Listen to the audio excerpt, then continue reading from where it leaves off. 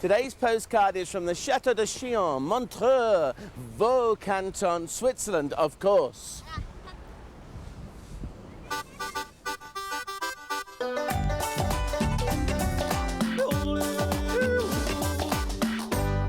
You know, Lorenzo, that really is a remarkable looking castle.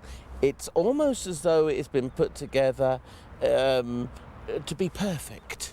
It was, in fact, the castle was built, the first traces we have are about 3rd or 4th century of it, of the island of Chillon. And the castle was built between 11th and 13th century in about 60 years, but not in this definitive form. Years passing by, they did add some walls and some turrets. And the purpose of the castle, which was built first of all by the family of Savoy, was to control the only way of joining north to south along the lake, because it was the only passage.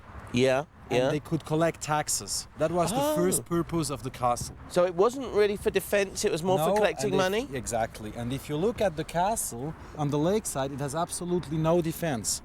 Because there was no threat coming from the lake, as the Savoy area was already on that side, and it is still France in front. Over there? Over there it's France, and the Savoy was a French family.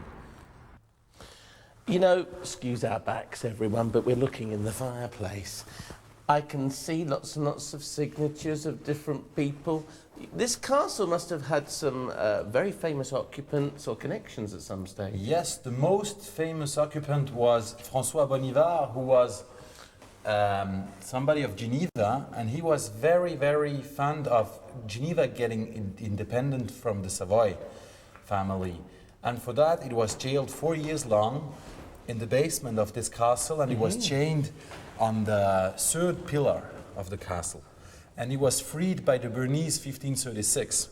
And another guest who made the castle famous was Lord Byron, and he wrote the poem called The Prisoner of Chillon, talking about François Bonivard, and that made the castle Chillon being one of those romantic destinations, but not romantic in the sense of being with somebody, but the romantic sense of literature.